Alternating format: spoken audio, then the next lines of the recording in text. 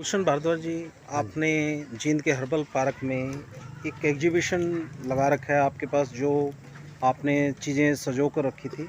उसके बारे में थोड़ा बताइए, क्या किस उद्देश्य के लिए आपने ये प्रदर्शनी लगाई है और ये किस समय का इतिहास की चीज़ें हैं? जी, गुलशन जी। ऐसे है, मेरी शुरू से हॉबी है चीज़ें इकट्ठी करने की। मैं सन 1970 से कर रहा हूँ। पहले मैं शुरू में, क्योंकि मेरा सोने चांदी का काम था, तो दुकान पे ऐसे चांदी के पुराने सिक्के बिकने आ जाते थे मुग़ल टाइम के। उससे पहले सिक्के करने शुरू इकट्ठे किए। फिर ऐसे कई लोग सिक्के देखने आते, कई और पुराने सब मेरे से थे कलेक्टर जी, आप तो पुराने फ़ोटो इकट्ठा किया करो। तो मैंने पुराने फ़ोटो इकट्ठे किए। मैंने जींद स्टेट के 120 फ़ोटोग्राफ मेरे पे हैं।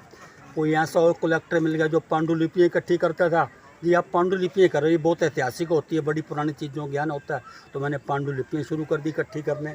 ऐसे धीरे करते करते तो फिर दिमाग में ऐसा आया विचार, भी ऐसी चीज़ें इकट्ठी करते जाओ जिनको करते करते चाहे सारी उम्र बीत जाए, वैरायटी ख़त्म होने में आती नहीं है। तो मैं अब हर तरह की चीज़ें ऐसे पुरानी इकट्ठी करता हूँ, चाहे लकड़ी की हों, कागज़ की हों, पत्थर की हों, मेटल की हों। तो ऐसे मेरे पास सिक्कों की कलेक्शन है। सिक्के आज से लगभग 2600 साल पहले के, जब से सिक्कों की स्टार्टिंग हुई है, पुराने सिक्के हैं तो सोने इकट्ठे के। आपने कहाँ से, किस तरीके से इकट्ठे किए? मैं ऐसे सिक्कों की भारतीय मुद्रा परिषद है, जिसका head office Banaras Hindu university है। ठीक मैं है, उसका 1970 से लाइफ मेंबर हूँ। ठीक हर है। साल मीटिंग होती है उसकी। जो लड़के एमफिल पीएचडी करते हैं वहाँ करने के लिए आते हैं, हम उनके लेक्चर सुनते हैं, मेरा ज्ञान बढ़ता है। हालांकि मैं 10वीं पास हूँ, जी, लेकिन फिर भी दुकान पे जब बैठा था, हमारे सारे बुजुर्ग उर्दू जानते हैं, वो हिंदी इंग्लिश नहीं पढ़े हुए। उनके साथ रह के उर्दू का अखबार दुकान पे आता था, उर्दू का अखबार पढ़ना सीख गया, उर्दू लिखना सीख गया, फारसी पढ़ना सीख गया सिक्कों की वजह से। अब जो लड़के एमफिल पीएचडी करते हैं हिस्ट्री में, जी। उनकी मदद करना मेरा काम है। क्या बात है! तो ऐसे जो किस जिनकी मदद में 1974 में पहली मीटिंग अटेंड की, लुधियाना हुई थी भारतीय मुद्रा परिषद की। जी, तो वहाँ जो पुरातत्व के बड़े अधिकारी थे, मैंने उनको सोने की 52 मोहरें दिखाई इकट्ठी। क्या बात है! उस समय 1974 में बिल्कुल यंग था। तो सारे देख के, यार इतना यंग लड़का, इसके पास सोने की इतनी मोहरें। माँ जी, मैं सोने से का व्यापारी हूँ, सोने की ज्वेलरी की दुकान है। तो सारे मेरे से एड्रेस पूछने लग गए, जी आपका एड्रेस दो, एड्रेस दो। मुझे नहीं पता था लोग यहाँ से, उनका मुझे अच्छा लगा बातचीत। तो जब से लोगों के फ़ोन आने लगे, मुझे ये मोहर चाहिए, वो चाहिए, तो मैं उस सोसाइटी में हर साल जाने लग गया। 74 वाला मेरा पहली मीटिंग थी अटेंड करने वाली। तो उसने मुझे अपनी एग्जेक्टिव कमेटी का मेंबर बनाया। मैं 4 साल उसकी एग्जेक्टिव कमेटी का मेंबर भी रहा हूँ। जी, जो पुरातत्व के बड़े अधिकारी थे लुधियाना में, वो कहने लगे, जी मेरा लड़का पीएचडी कर रहा है कुरुक्षेत्र से, उनको भेजूँगा, आप उनके मोहरों के फ़ोटो देना। वो हमारे पास आने लग गए। कुछ मैं थेयों पे जाने लग गया, तो कुछ मिट्टी की मूर्तियाँ थोड़ी बहुत मिल गई थी, उनको वो दिखाई। वो मेरे से पूछते, जैसे आप मेरे से पूछ रहे हैं, जी। मैं उनसे पूछ लेता, मेरा भी ज्ञान बढ़ता चला गया। कुछ मैंने ऐसे दिल्ली जाना पड़ता था सोने चांदी के काम के लिए, कुछ मैंने वहाँ से अपनी किताबें खरीदी, तो मेरा ऐसे शौक़ बढ़ता चला गया। तो अभी किस किस फील्ड में आपके पास इस प्रकार की चीज़ें हैं? मेरे पास पांडुलिपियाँ हैं, ताड़पत्रों पे लिखी पांडुलिपियाँ हैं। हुँ, और मेरे पास औरंगजेब के टाइम की लिखी हुई गीता जी हैं, भागवत जी, 1300 कुछ पेज हैं उसके लिखे हुए। और धार्मिक ग्रंथ हैं बहुत सारे। अच्छा, कुछ जैन ग्रंथ हैं बहुत सारे लिखे हुए, लगभग 1534 सम्मत के। और इसके अलावा कुछ धार्मिक पुस्तक, पांडुलिपियाँ मेरे पास बहुत है। 350 पांडुलिपियाँ मैंने जयंती उसमें संग्रहालय में डोनेशन में दी हुई हैं। जी। ये जयंती संग्रहालय वाली सारी डोनेशन मेरी डोनेशन से बना हुआ है, जयंती संग्रहालय। अब सुनने में आ रहा है कि उस चर्चाएँ हाँ, चल रही हैं कि उस चर्चा। संग्रहालय को करनाल शिफ्ट करनाल कर रहे शिफ्ट कर रहे हैं। हैं, तो करनाल। आपके मन की पीड़ा क्या है कि जिस चीज़ मैं को तो आपने दिल से सजोया और वो चीज़ आपके पास से जब दूर किसी दूसरे ज़िले में जा रही है? वो हमारे डिप्टी कमिश्नर थे, अब मैं नाम भूल गया उनका, खियालिया साहब, हाँ, युद्धवीर सिंह ख्याले। युद्धवीर सिंह जी। तो कुछ कुरुक्षेत्र से आए थे संग्रहालय वाले, जी हम आपको ना कुरुक्षेत्र भूमि के बारे में बताएंगे। तो मीटिंग डीसी साहब ने बुलाई थी डीआरडीए में।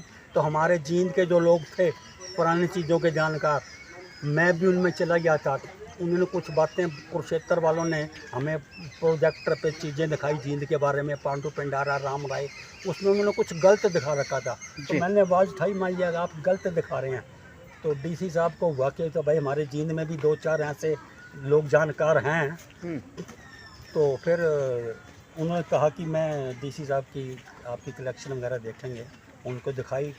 डीसी साहब के भी थोड़े दिनों में बदली होने वाली थी, रिटायर होने वाले थे। उनकी भी इच्छा थी कि मैं रिटायर होने वालों को जींद में ऐसा काम करके जाऊं लोग याद रखें। तो इस सिलसिले में उन्होंने रिक्वेस्ट की, चलो भाई आप अगर ये चीज़ें डोनेशन में कर दें तो हम संग्रहालय बना देंगे। ये तो वो नहीं होगी जो सीपी बोले। तो अभी सरकार से आप क्या अपील करते हैं कि संग्रहालय जींद में ही रहना चाहिए या ये करनाल की तरफ शिफ्ट मैंने उनसे जबानी तौर पे, हमें कोई लिखा पड़े नहीं कि इन चीज़ों की जी। मैंने तो डोनेशन में दे दी, लेकिन जबानी तौर पे जो बातें हुई थी, हमने कहा था देखो आसपास जींद के एरिए से संबंधित ज़्यादा चीज़ें हैं इसमें, तो संग्रहालय की चीज़ें जींद में ही रहें, आप ऐसा ना करो कि चंडीगढ़ ले जाओ। जी जी। तो ये हमारी उनसे जबानी बात हुई थी। क्या बात? मैं आजकल अखबार मैंने कल पढ़ी, परसों भी आई हुई थी जी, जी। कि आज अखबार वालों से मिलकर कुछ मैं भी लिखूंगा उनके बारे में, जी, जी, जो जी। आप मेरे से क्वेश्चन कर रहे हैं। जी जी जी तो मैं तो ये चाहता हूँ जींद में ही चीज़ें रहें।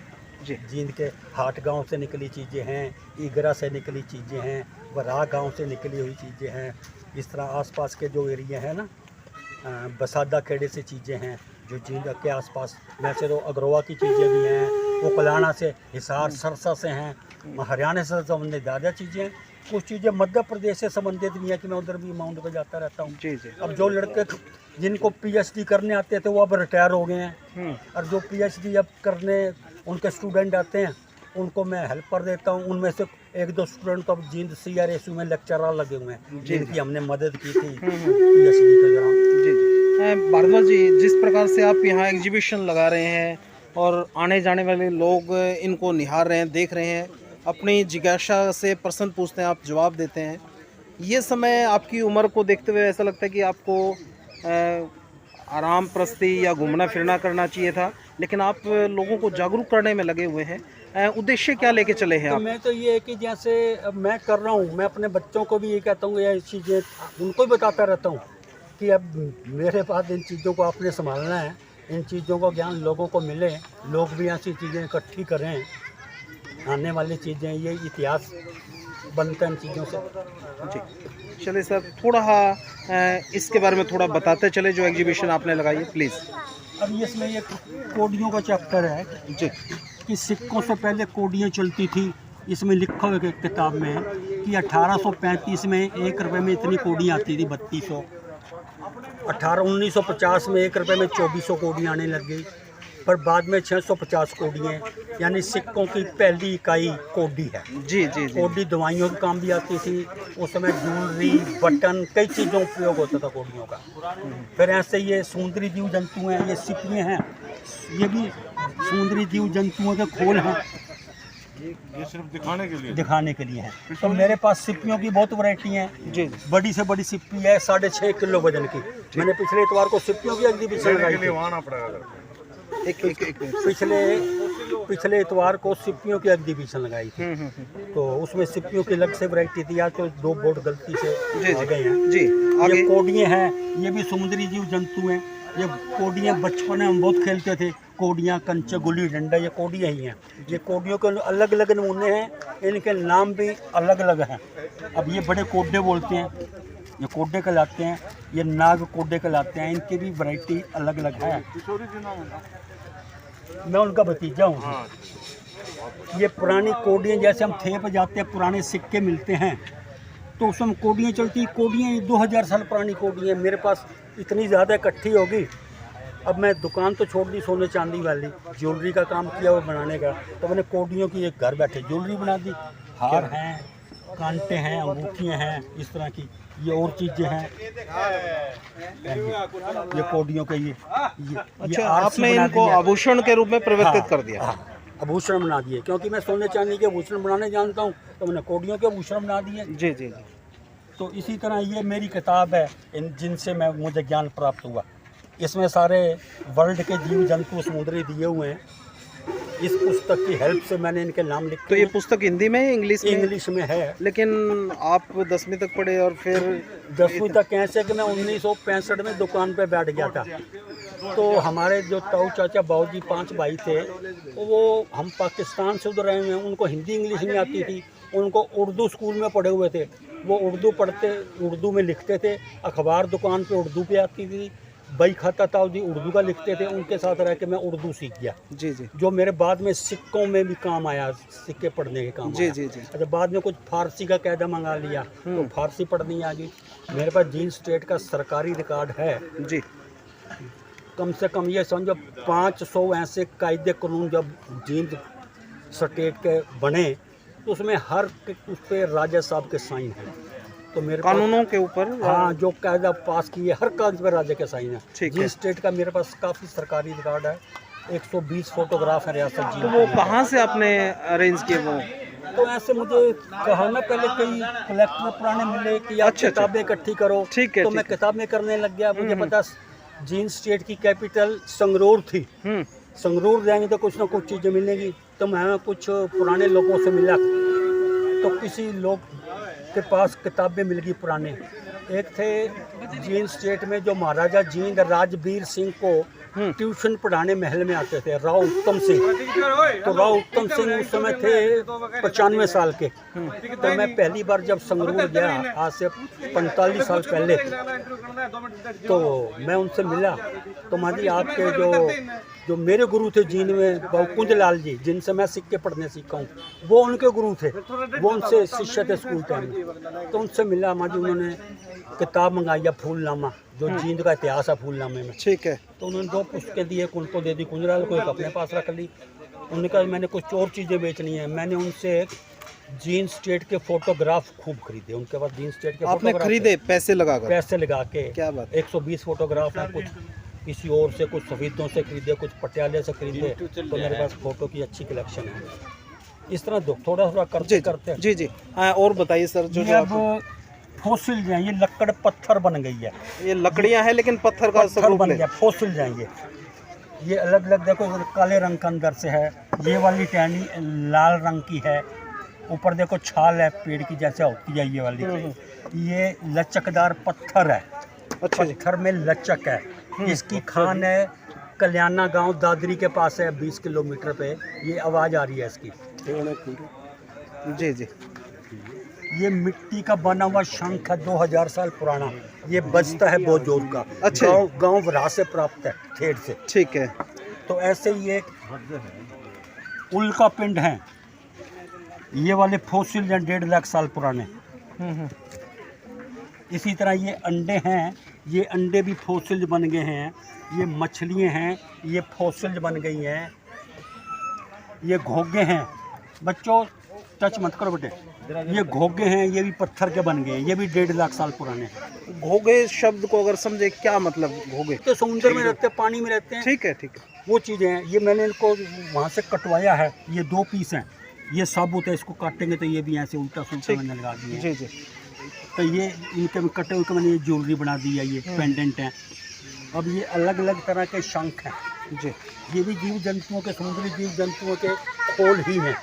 जीव जंतु अब इसके अंदर रहता है, जब कोई हमला करता तो बीच में घुस जाता है। अब जीव जंतु मर गया या जो मछुआरे पकड़ते हैं, मांस खाते हैं, बेचते हैं लोग, तो ऊपरला खोल है ये जीव, जिनको हम शंख कह देते हैं, शेल। जी जी ये अलग अलग नमूने हैं शंखों के, इनके सबके नाम लिखे हुए हैं देखो। जी, जी। शंखों के ये दक्षिणवर्ती शंख है, जिसको बड़ा पवित्र माना जाता है, लोग घर में पूजा पाठ रखते हैं। ये शंख की एक सिर्फ यही वैरायटी ऐसी है जो यह दक्षिणवर्ती कहलाती है। बाकी सब का मुंह आपको इस तरफ मिलेगा, देखो इस हाथ में पकड़े जाने वाला, ये इस हाथ में पकड़े जाने वाला, ऐसे पकड़ते हैं। ये बड़े रेयर हैं, तो ये लोग घर में सुख शांति पूजा उसके लिए रखते हैं। ये मेरी कलेक्शन का पहला शंख था। जैसे दिवाली पे खिलौने बिकने आते हैं ना जी। प्लास्टर ऑफ पेरिस का शंख का मैंने 45 साल पहले खरीदा था खिलौना।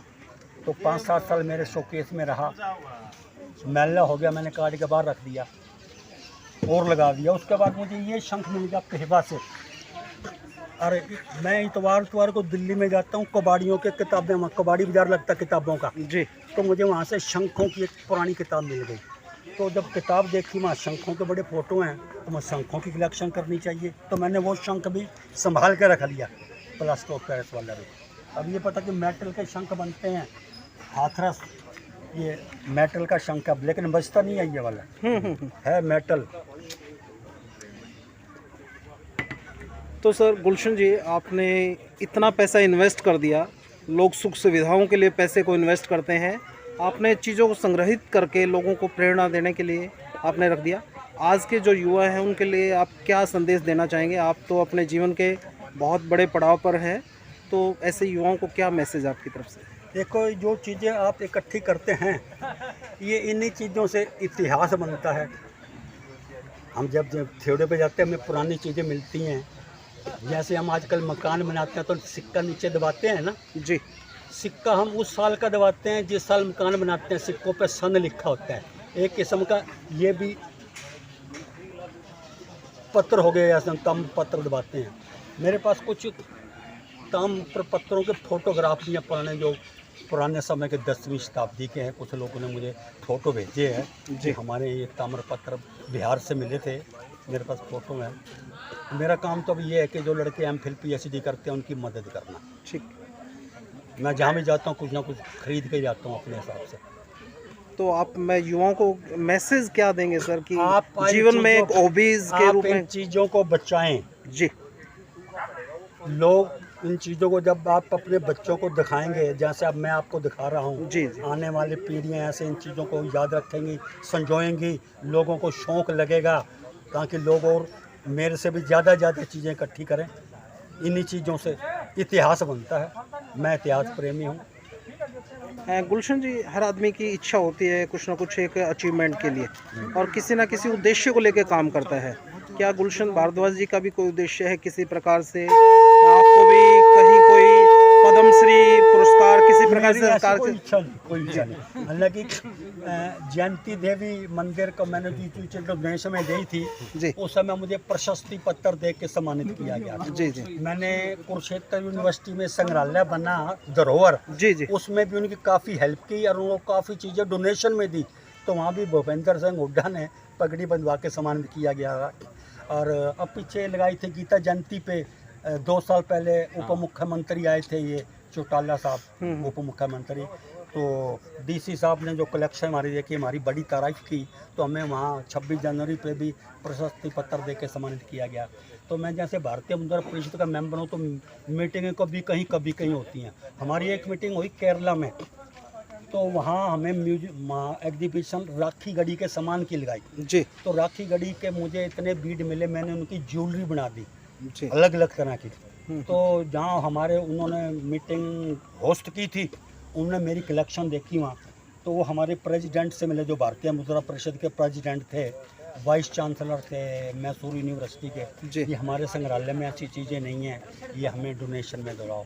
मैंने उनको डोनेशन में चीज़ें दी, तो उन्होंने मुझे गोल्ड मेडल दे के भी सम्मानित किया। क्या बात। आजकल मोदी जी ने उनको राज्यसभा का मेंबर बना दिया। जी, तो देवेंद्र हेगड़े जी हैं उनका नाम, और उनके अपने मेडिकल कॉलेज हैं, इंजीनियरिंग कॉलेज हैं। उन्होंने हमारे को बदले में ये कहा, आपने हमें इतनी अच्छी चीज़ें दी हैं, कभी आपको हमारी जरूरत पड़े, कोई बच्चा दाखिल करवाना हो इंजीनियरिंग में, मेडिकल में, हम भी आपकी सेवा में हाजिर रहेंगे।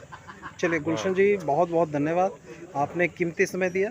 ढेरों शुभकामनाएं आपको, और निश्चित तौर पर हम सब लोगों के लिए प्रेरणा का आप काम करें। धन्यवाद। धन्यवाद आपका।